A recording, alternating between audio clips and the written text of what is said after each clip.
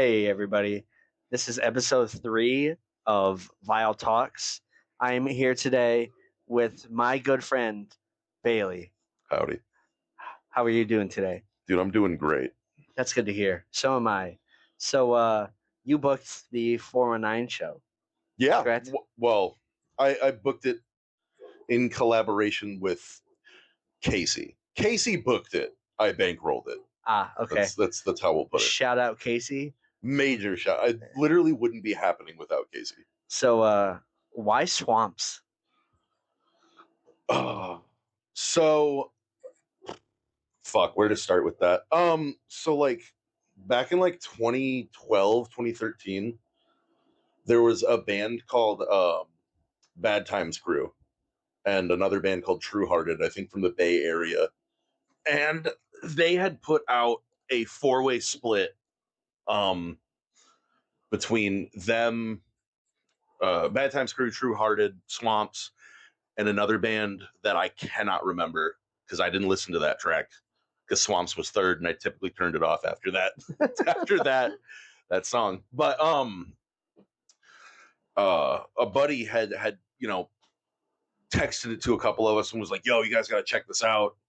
And once I found Swamps, I went to their band camp and I found their the Corroding Kings EP.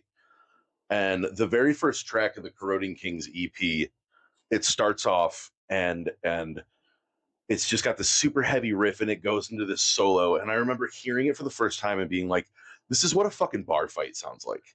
Like this is like when you imagine like a movie John Wick scene, like bar fight, this is the riff that's playing in the background. And since that day, I think I have listened to that EP in its entirety, like at least once a week for the past over 10 years. That's awesome. But they had put out some other stuff and everything they've put out, I've been like, dude, I like this. This is what I like. Yeah. The shit rips. And when I got married, we had kind of discussed like, we should throw a show as kind of like a reception for our friends. Like we should, celebrate with, the community that we love. And my little brother, who is 21, hits up Swamps as like a joke, not as a joke. I shouldn't say as a joke, as like a shot in the dark, as like a hope. Hey, play my brother's wedding. And they actually responded to him. And this is before we were married. We didn't have a fucking date set. We didn't have anything like that. Yeah. And they responded to him. And I was like, oh shit, that could happen. Like, yeah. No way that could actually happen. So after we had gotten married, I had hit them up and I was like, hey, I think my brother contacted you at one point. What do we have to do to make this happen? And a day or two went by and I didn't see a response. And then I'm at work and my phone dings and it's from their Facebook account. And I'm like, oh shit. And I said to one of my coworkers, I was like, I gotta go take a shit. And I didn't take a shit. I sat in the bathroom and I texted Swamps for the next 30 minutes. And I was like, yeah, dude, like whatever we got to do to make this happen, like make this happen. They came back to me and they were like, we haven't played in a while. We're going to have to take some time to like get ready. I think we were shooting for like November around then. They were like, we're going to need it until at least that, like this time, like April or March or April. And I was like, dude, I don't care. Like, yeah. We'll make it happen. We'll put whatever date you guys, want, we'll work around that and we'll make that happen. So we ended up working around that. And yeah, that's how the 419 show kind of came to be. They came back to me with a number. I was like, hell yeah, let's do it. And got them booked. And, I've been kind of on and off texting them ever since. It's been kind of been wild. Yeah, that's super cool. I was not familiar with them at all until you told me to like listen to their music, and I'm like, wow, this is going to be awesome, and it's super cool that like they're coming back after so long to play basically your wedding reception with a bunch of homie bands. Yeah, it's like I said, kind of dream come true lineup for sure. Because they've been inactive forever, and years ago. I'm sure if you talk to them about it, when I talk to them about it, I would love for them to elaborate on it. But they had made a Facebook post a couple years ago that said something like, "We never said we were done," and then there was just crickets after that. They never said anything. So I've been hanging on the edge of my seat for like 5-6 years. Yeah. Like, what do you mean by that? Yeah. And you know, I'm glad that this was what that was in reference to. Hopefully. Yeah, it's super cool. So the lineup is Swamps headlining, No Leash, Threat Level, Southover, Love Letters. Correct. Correct. That's Correct. That's a stacked lineup. It's a stacked lineup, dude. Southover, those boys have been doing their thing. They kill every show. Every single one of them. Great moshers. So you know the formula. Great mosher, probably a great band.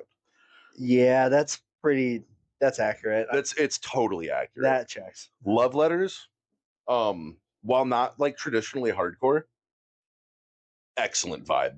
And then we had kind of talked about this before. Their the sound production, they just sound, their sound is so dialed in on stage, dude. They just sound so professional is the word that I want to use for it. They do. No Leash, dude. That single they just put out, that bass, I'm a bass man. Yes. That bass tone is fucking insane. It dude. is. Yeah. And that in the riff itself, so fucking groovy, dude. Yeah. And then Swamps is Swamps, dude. It's just, like I said, dude, it's bar fight music. Yeah, right. Threat Level. I don't even have to say anything about Threat Level. No. Threat Level, Kyle Edwards, the homie, love him. I show out every time for Threat Level. They're everybody in that band, yep. A tier person, top to bottom, A tier people, and they're playing in standard tuning. E standard supremacy for hardcore, 100%. If you can take an E standard band and make it sound like that, you're doing it right. Yeah, no kidding. It's I normally don't listen to stuff that's in standard tuning because like most hardcore isn't. Yeah, I think D standard is like the meta. Yeah. But no, man, E standard bands always go so hard. And like, yeah, it's dope. And I'm really excited for it. You can't rely on the tuning to sound heavy. You got to bring the riffs. No, true. Like, it's like, if you need your stuff to sound heavy and hard, maybe you're not that hard. 100%. 100%. Yep, that's super cool. I'm very excited for the show. I know I have friends from out of state coming. I've been peddling it to everyone I see and talk to because it's 419. What? Yeah, it's 419 day. If you don't show up and you claim 419, that's a problem. Then maybe you don't. Maybe you don't. You go up to Detroit with that energy. Yeah. I don't know. But yeah, I'm super excited. It's going to be fun. I wanted to get in something else. What's your first memory of music? So my first memory of music would probably be, give you a little backstory. My mom and dad had me very young. My mom was 18, my dad was like 19. So just a bunch of dumbass kids like having kids. I'm sure as most, kids where their parents were kind of like, going through that age bracket in the 90s. My mom had that wooden structure next to the entertainment stand full of CDs. My parents had that too. I think everybody did. Yep. But my mom worked nights. So during the daytime, I was, she was sleeping and I was just an unsupervised child, going through, these stack of CDs and these stack of movies that I definitely probably shouldn't have been watching. Okay. But when you're younger, you kind of you immediately go off of album artwork. Yep. And I remember some of the first CDs grabbing off that rack were going to be Korn's Follow the Leader. Ooh. The girl playing the hopscotch. Yep. And I was like, oh, hell yeah. Okay. threw me through a loop when I put that into the CD player. It would have been Green Day's Dookie. Oh yeah, I saw the poster on the wall. That record holds a lot of a really special place in my heart because that was it hits. It hits, dude. It hits, and it's a front to backer. It really is. I mean, we'll get into it. No skips. It's no skips, front to backer all day. Okay. And then this one might be a little left field. And this is a band that I cannot be shamed for liking still to this day. Matchbox 20. No, they're dope. They're dope, dude. I don't care. They're dope. It's 90s music. When the song comes on where he's with Santana, Smooth. Oh, if that doesn't kind of move your hips a little bit, dude, no, and Santana is dope too. Dude, it's oh man, that's awesome. Yeah, okay. Since you brought up Green Day, is Dookie your favorite Green Day album? I honestly think I like Nimrod more. I was gonna say Nimrod is my favorite Green Day album. Dookie is great because it's got all the hitters on it. You know what I mean? Like all the radio tracks are on it. Which is and they're all good. But Nimrod feels like it's got the good deep cuts on it. Oh, you know what I mean? Like Hitching a Ride. Platypus, I Hate You. Dude, thank you for saying that. Game recognized game. Yep. Yeah. And like, okay, it does have like possibly my favorite Green Day song, Time of Your Life. I mean, Yeah. 100%. Yeah, that's super. Green Day's dope. That's awesome. Actually, you're putting together an emotional PowerPoint, and you need a song to put behind it. Oh, Time of Your Life. It's Time of Your Life every fucking time. And like everyone can feel it. Everybody feels it. Yeah, that's awesome.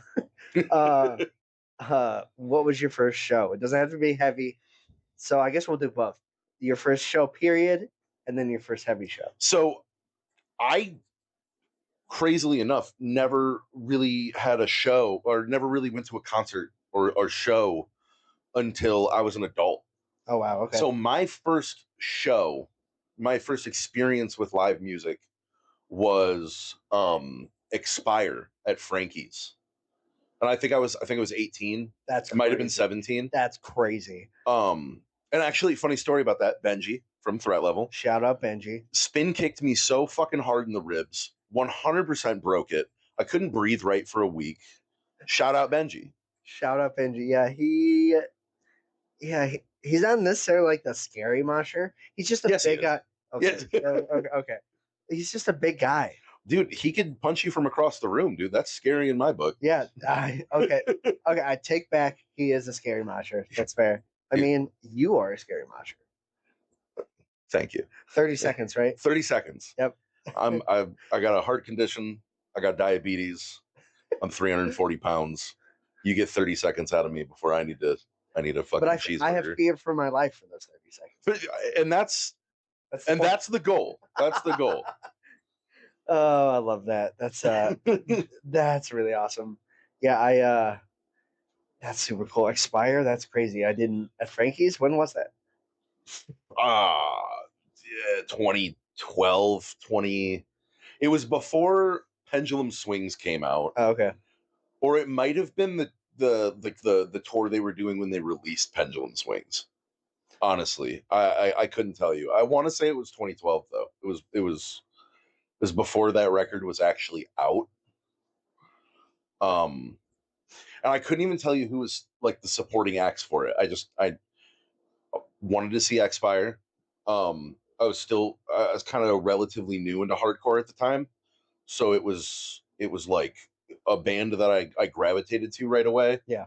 Because I had heard the Grim Rhythm EP. Oh. And that is, if you've ever heard the Grim Rhythm EP, banger. I don't know if I'm going to call it a front to backer, but like it's definitely one of those things where like the vocals are really raw. Yeah. The riffs are really good.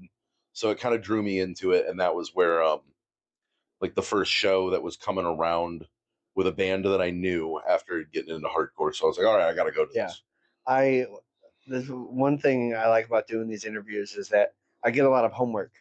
I need to listen to Grim Rhythm. Yes, I do. Canceled band, by the way. Can't listen to Expire anymore. But go do your homework a little. Okay, it's okay. I love, even though I'm not in high school anymore, I do love a little bit of homework. Musical homework is good. Musical homework's great. Yeah, that's awesome. We have talked about this, not on camera, I guess. The scariest show you've been at, or pit. I think I know the answer because I think we talked about it, but go ahead. The scariest show I've ever been, or the scariest show I've ever been at, or scariest pit I've ever seen. Well, two things immediately come to mind. One, any, like on a local level, any React set gets crazy. That's Love it. That's accurate. And it should. Yep. If you're seeing React, you should be going crazy. Yep. On a non-local level, any laid to rest set I've ever seen has been absolutely terrifying. And then 2013, This Is Hardcore, Code Orange. They opened with My Own World. My World. Yep. And this was like right after that record dropped. And it comes in with the drum, the dun dun, then the panic chords. And I remember standing like 6 rows of people back, and just still not feeling safe. Because the room just you could feel the violence emanating in that room at that time. When we first had that conversation, I think it was on the trip down to Dirty's when you broke your hand. When I broke my fucking arm? Yeah. I looked it up after that, like that show, because it's on YouTube. Shout out 856. Shout out 856. But like I was like, oh, this is what Bailey was talking about. I would be terrified. Yeah, dude, it was terrible. Everybody that was wearing that Code Orange jersey that they put out at that time. Oh my god. You just had to watch out for that guy. Yeah, it's like the Vane Windbreakers. Yeah. Yeah, that's super cool. I've how many This Is Hardcores have you been to? Just 2. We went in 2013 and then 2014. And I mean, I don't want to say that fest has gone downhill a bunch, but like the lineups were just not the lineups lately have not. I want to go back there because Philadelphia is like, it's a cool scene. It is the pinnacle place for a fat guy to find himself. There's a Philly cheesesteak stand on every corner. You want a hot dog, you don't got to walk very far to find one. Yeah. Like, the city is beautiful. It is. You know, there's a lot of American history in the city, and if you're kind of into, you know, if you're a little bit of a history buff, there's so much cool shit for you to see in Philadelphia. And dude, the first time we ever went to that fest, 2013, we walked out back and they just had like a pen where dudes in like full metal, like, you know, full plate bodies were swinging at each other with dulled battle axes. And I was like, this is the fucking place to be. That's crazy. Yeah, this is sick. The year I went, it was 2023. Okay. And it was my first time they had, you know, it was at Franklin Music Hall, which was dope. And like outside, they had people cutting hair, like a barber setup, which I've never seen at a fest ever. I don't think I'd be into that. Like, hell yeah, but like after I don't know about anybody else that's listening to this, after I get my hair cut, I'm bald now, but like after I shave my head, I should say, I immediately have to jump in the shower. Or I'm going to have itchy hair all over me all day. Me.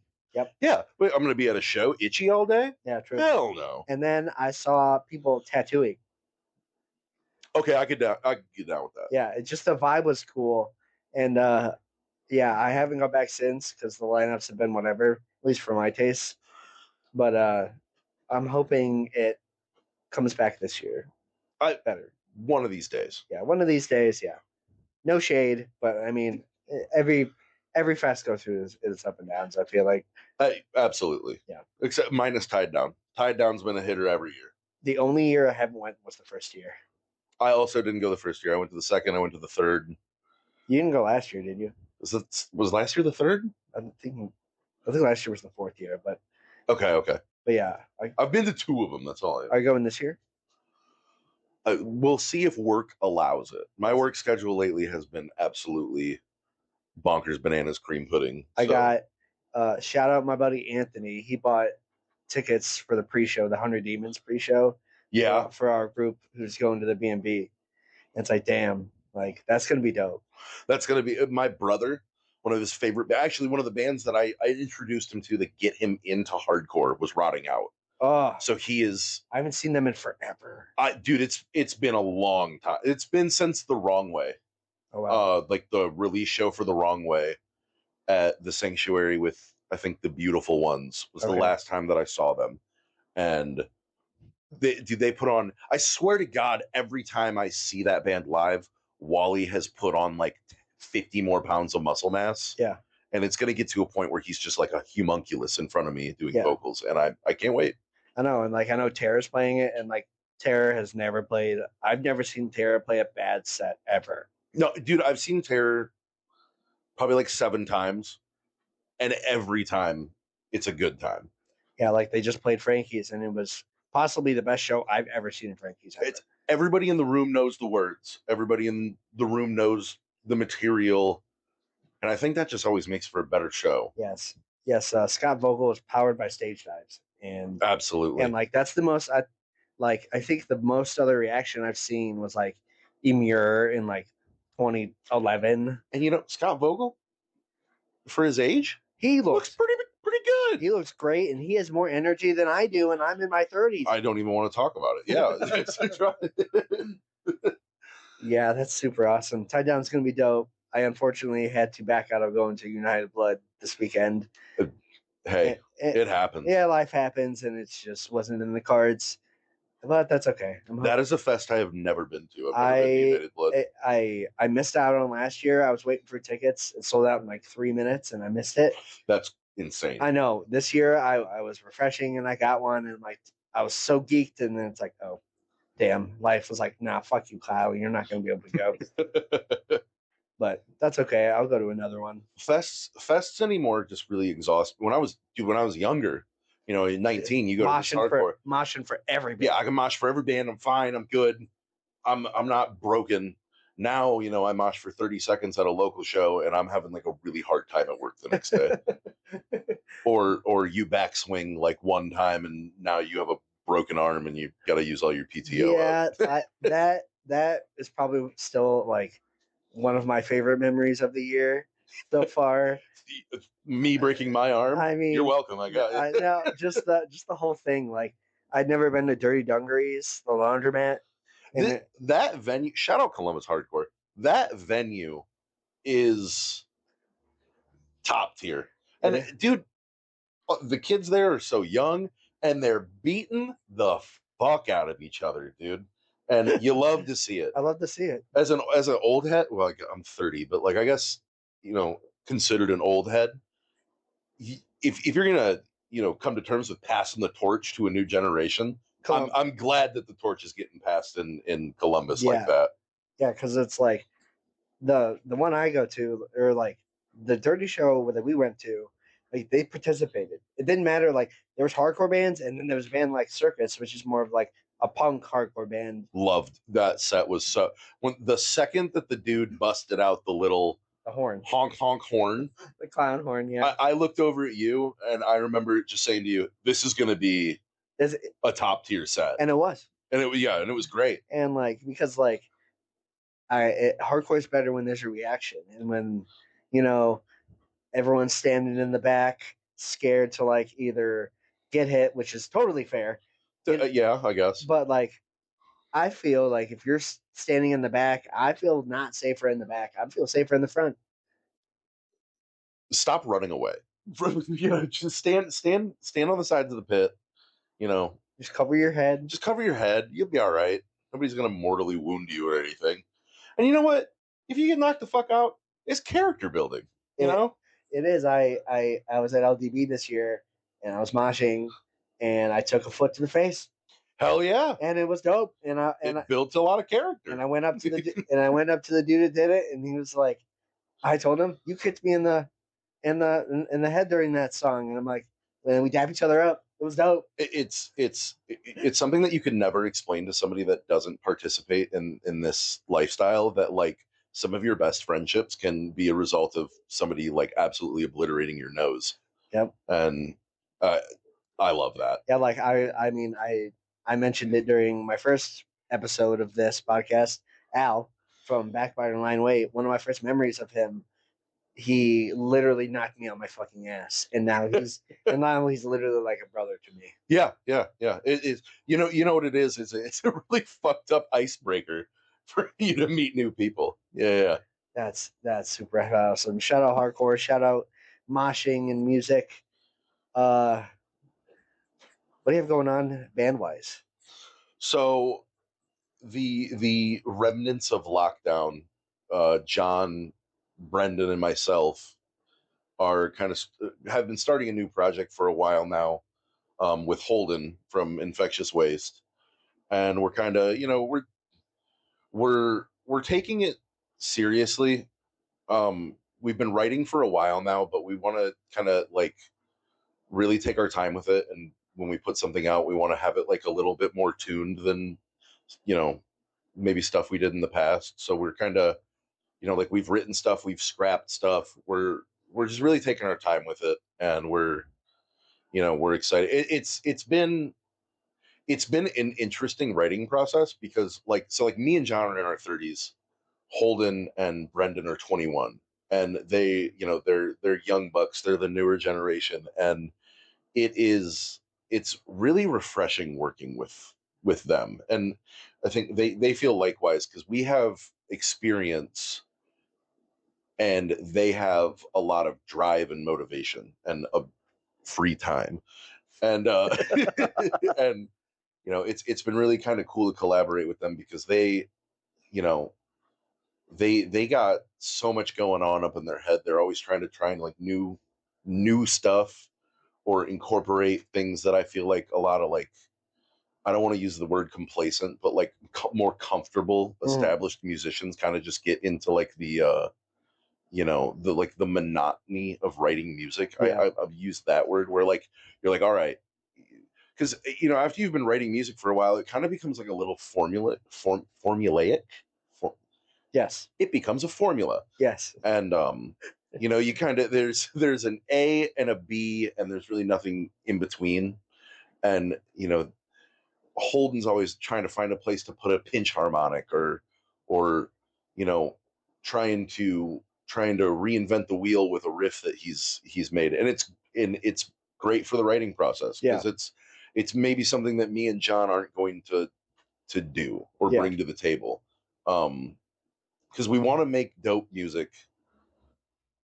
but they want to make outstanding, great, you know pinnacle of their talent music. Yeah, it's super cool that like that kind of drive or coming from the next, like you talked about passing the torch. Yeah, like you guys are passing the torch to them, and it's just super cool that they're just like, I feel like Brendan is in like every band in Toledo.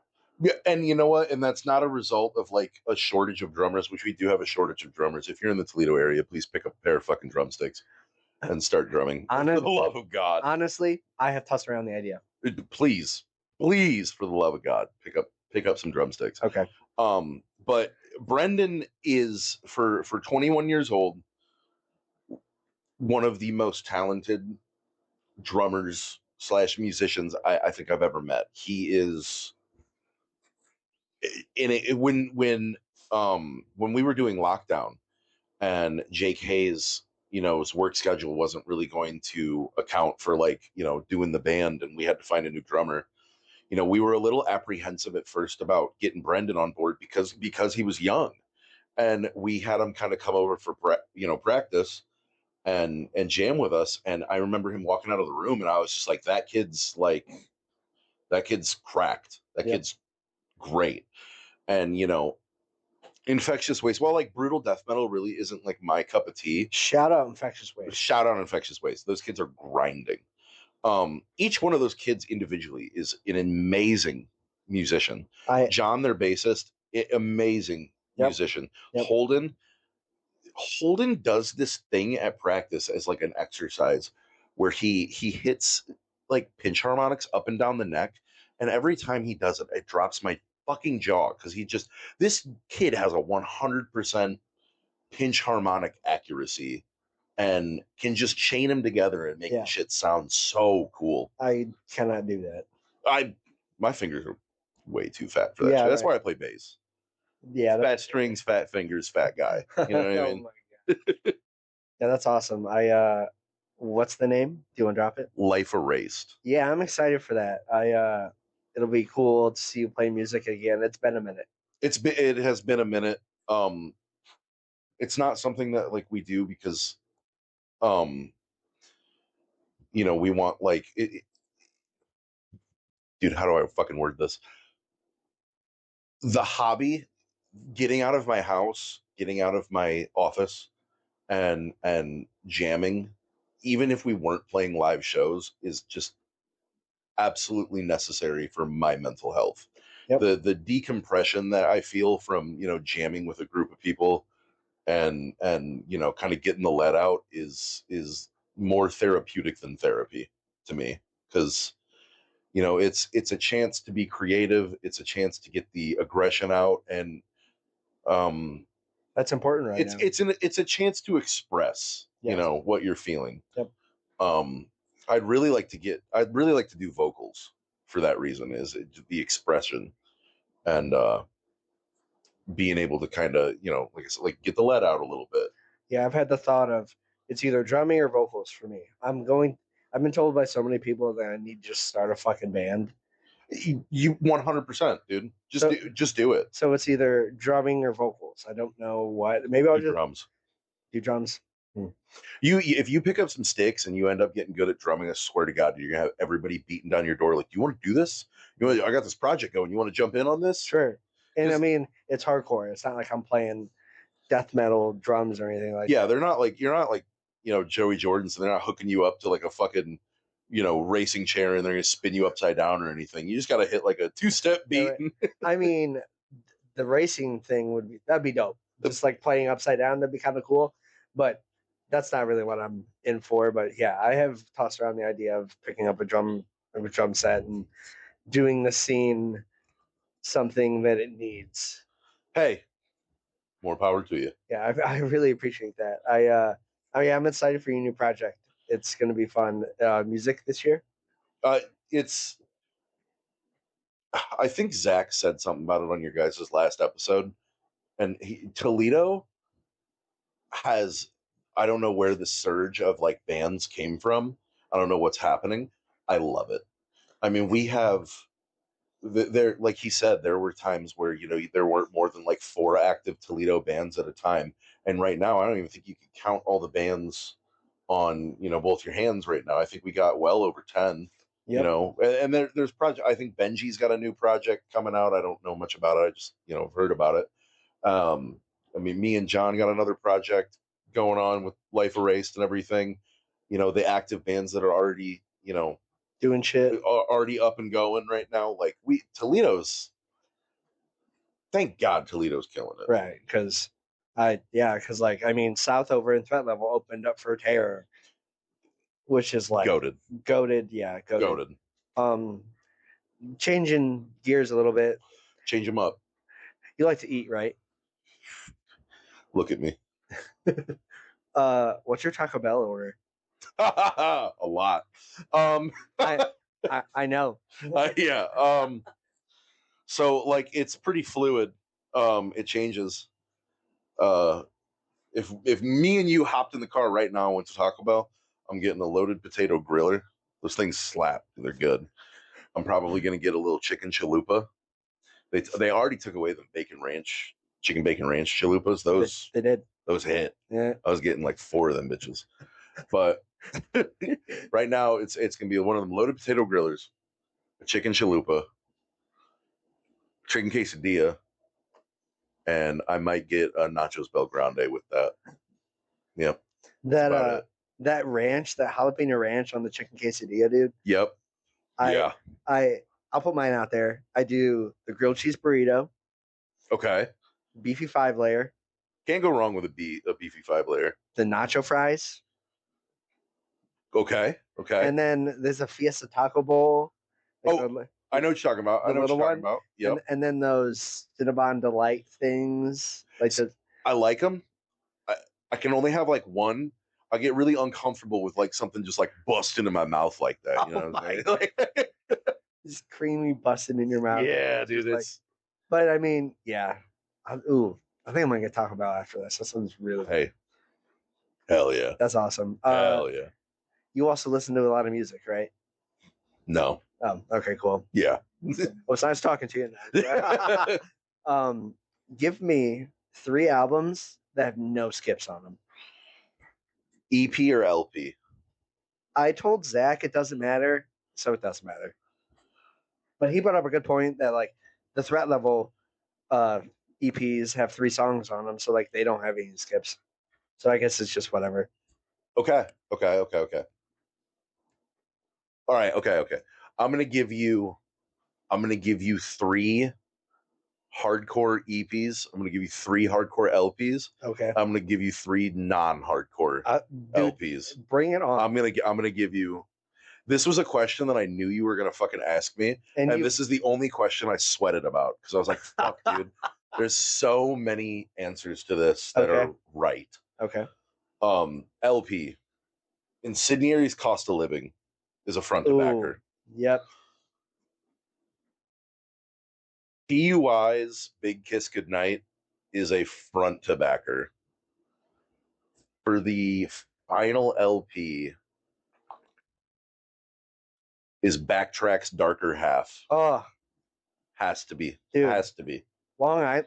That's 2 Long Island bands in there. Hey, well, Long Island's doing something right. I know, it's dope. Doing something right. EPs, Soul Search, Bury the Blame. Ooh. Soul Search's Bury the Blame is front to backer. Swamp's Corroding King. I'm gonna throw that out there. 100% front to back EP. And then Trapped Under Ice, Stay Cold. Ooh, nice. That's gonna be the EP. Non-hardcore, Green Day's Dookie, front to backer. Yep. Rage Against the Machine, self-titled. Ooh. Dead Kennedys, Give Me Convenience or Give Me Death. That is the left of leftist field. That's crazy. I did not. Really? I didn't expect you to say that at all. Give Me Convenience or Give Me Death. I think the first time I ever heard it, I walked away from it. I was like, how can you not fall in love with punk music after hearing this? Yeah, that's funny you say you sweated over that question. I do, believe it or not, I did a lot of thinking. I think you messaged me that when we were talking before I showed up. Like, oh, I sweated over it. I was like, damn, dude, because it's not like right or wrong answers, because like music is like a spectrum. There's no right or. You could come up to me and be like, Kesha's debut album was the pinnacle of music, and I'm gonna be like, hell yeah, bro. Yeah. But like, so there's no right or wrong answers, but there are many answers. Yes. So like, kind of narrowing it down to 3. Difficult. So fucking hard when you think about it. Yeah. But those are all good. I appreciate the lengthy, homework. You give me more homework, which I appreciate. What had you heard out of that? God, the Soul Search. I saw them, but I haven't I saw them at Tie Down the year they played. Oh yeah, but I went nuts. But I haven't done my homework on their music because it's just sometimes I just suck listening to new music. Soul Search, Bury the Blame. I think 2011 was when that came out. That was dude. That's first time I heard that. I heard it for the first time because I saw somebody wearing a shirt that said Soul Search, and I was like, I'm gonna check that band out. Because when I was like first getting into hardcore, that was kind of how I discovered a lot of bands. Was you'd be at shows, and you're kind of looking around the room, you're looking at what shirts people are wearing, and they, from their perspective, it looks like you're mean mugging the fuck out of them. And really, it's like I'm making a mental note of what you're wearing because I'm probably gonna do a little homework on it on the drive home. Like oh hey, if I fuck with it. Like, what's your shirt say? What band is that? Yeah, like what? Because fucking band logos anymore look like a cracked vinyl seat. And yeah, like you can't read the shit. I was wearing my Anadonia. Shout out Anadonia. I had their hoodie on, and my dad was like, "What's that say?" I'm like, "What do you think it says?" Let's play a game. You tell me. And trying to get him to figure it out, but once I told him, he's like, "Oh, I see it now." It's like, yeah. There's so many band logos now that are like that where you're like, I could not read that if you fucking paid me. But the second that you say it, Yeah, it's like I can read it. like the Sangui Sugabag one. I couldn't read that even if you told me. No, but I love the logo. If you put the logo in front of me and you were like, spell it, I could not. I couldn't do it. I mean, I couldn't spell it. No, it's impossible. Yeah, no, I'm just trying to do it in my head. No, fucking way. no, absolutely not. Absolutely not. Cool. Yeah, that's awesome. Cool. Well, I just got a couple more, and then we'll wrap this up. Do you have a message for the youth? Hardcore has always been and always will be a DIY experience. Contribution to the scene is 100% like necessary. Hardcore isn't something that you can just take from. You have to contribute in some capacity. If hardcore is going to experience longevity, and I mean it has, Yes, it's been going for 40 years, and that doesn't just mean go pick up a fucking an instrument and start a band. You could start a podcast, you could start a zine, you could start taking photographs at shows and upload them to an Instagram account. Like, there are so many things that you can do to contribute to hardcore outside of starting a band, but contribution is necessary. Yeah, it's important. It's 100% important. If you're an artsy person, make flyers, draw up t-shirt designs for, your friends' bands. Like, just do fucking anything. Show up to live shows, buy a touring band shirt, even if you really didn't even fuck with them. Like, gas is expensive now. Yep. Just contribute in some capacity. Yeah, it's extremely important, especially right now. So 100%. And then the other thing that I would say to the youth is do your homework. Like, and it's not even just do your homework to be like pretentious old head. Like, back in my day, we had this band and it was great. But like, there's a lot of great, fantastic bands that, unless, that proverbial torch gets passed and, somebody doesn't, give them the recommendation, they're going to get lost to the sands of time. Like, you gotta, to really appreciate where we're at now, you gotta go listen to your Agnostic Fronts and your Madball and your Youth of Today and your you got to. It's important. It really is. Yep.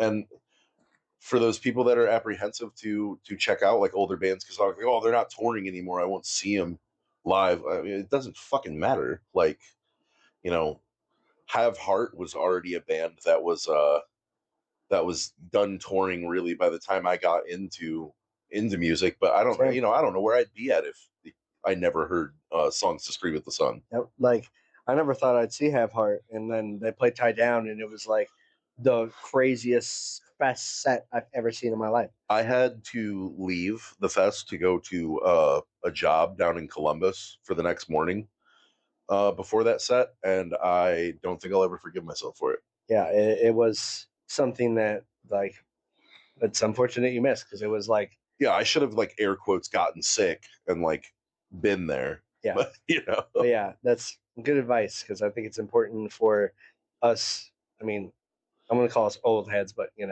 we're older than the next generation. I think it's important. There's a multivitamin on my desk, buddy. We're old heads. It's super funny. I actually also eat Ollie brand. Yeah. The second that you get into like daily multivitamin age, like let's just call it a spade a spade. Call it what it is here. But yeah, it's important to do your homework and just show out for the scene. Yeah, and it's just very important. 100%. You have to contribute. So, and there's nothing wrong with you going to shows and absorbing the information. Like learning how to mosh. Learning like the social norms that we kind of practice in our scene and everything like that. But like, once you kind of got your footing in it, you find a way to give back. Yeah. There's a million ways to give back, and it takes a village to kind of make this shit function correctly. Great words. Awesome. Yeah. Cool. Well, I appreciate the conversation. I'm super excited for the 419 show. Everyone should come out. If you're listening to this or you live in Toledo or anywhere in the 419, attendance is mandatory. Attendance is 100% mandatory. It's gonna be dope. It's gonna be insane. Yeah. Swamps, No Leash, Threat Level, Southover, Love Letters. April 19th, 419, the American Legion on Sylvania, correct? Correct. Doors at 6, music at 7, I think is what it is. I haven't looked at the flyer to. It's something like that. I have obviously I've seen the flyer, but like no, I couldn't tell you definitive times. I know I'm gonna be there. You literally have to be there. I literally have to be there. Cool. But last thing, do you have any shout outs for anybody? I have so many shout outs. I love Toledo hardcore. I was born in Toledo. I will die in Toledo. Special place in my heart for anybody that does anything for Toledo, as a locality. So people that I think like 100% deserve their flowers in the scene are Frybot or Alec. If you do not follow Frybot on YouTube, go follow him or subscribe to him. I think it is. He takes a video. He's at every single show in Toledo, whether it's hardcore or not. He's at every almost live music event that's happening. He archives all of the videos, puts them up on his YouTube channel, and that, like we're just talking about contribution. That shit is so important. It's so important to document. It's so because there are, without somebody like Frybot or Alec, documenting and archiving all these shows. I mean, they're just memories. At the end of the day, yeah, he's taking videos of shows, but he's archiving memories. Yep. Which is something that in 10 years, when you're a fat old head taking a multivitamin like me and Kyle, you can go look back on with your fond memories and your cane and your gray beard and be like super stoked about. I do that often with his videos. yeah, absolutely. Yep. All the photographers, Mad Baby Photography or Jess, takes some of the best pictures. What I really like about a lot of her photos that she takes at shows are, they're raw. They're not like heavily doctored up. So you get like that really in the moment photograph, and I love that. So do I. There's a photo that she took during the lockdown days of me and John like talking to each other in between like a song. Okay. And it is one of the probably my favorite picture that I have of me and John. Okay. Because it's so candid, you know what I mean? You have to show it to me. I don't think I know the photo you're talking about. Kyle Edwards, he's my boy. Got to give him a shout out. And Church Mikalajic, best friend, just announced that he's having a baby. Shout out, Church. Great guy, bad league player. Oh my god. Tim Murray, great Magic the Gathering guy. Great Magic the Gathering player. And anybody that's in an active band right now, anybody that does anything for Toledo, love you, greatly appreciate you. Casey, like I said earlier, this show probably wouldn't be happening without Casey. I was trying to book it, and book it. I've never booked a show before, but holy fuck, is it a headache? It is a headache. And like Casey, without getting him involved, I don't know if the show would be half as good as it is. I definitely like passed the ball to him, and fucking A if he didn't slam dunk it. You know what I mean? So mad shout outs to Casey. He has the Empire Muay Thai. If you're looking to shed some pounds or you're looking to learn some like hand-to-hand combat. I did boxing as a kid. I did wrestling as a kid. There's so much fucking benefit to being in a sparring gym environment. So, go check him out, go support him. And anybody that lives in the 419, shout out. Shout out 419. Dope. Well, cool. This has been an awesome conversation. We probably could have recorded like the beginning part. We talked for like an hour without the mics on, so If there's one thing I can do, it's yap, it's yap. and which I really appreciate because some people I have to like. You buy yourself a cattle prod. Yeah, right. You know. All right, cool. Well, cool. Thanks for talking to me today. Everyone, come out to the 419 show. It's going to be dope. Support Toledo Hardcore. I'll be back with more episodes soon. Thank you so much, and have a good day. Bye. Bye.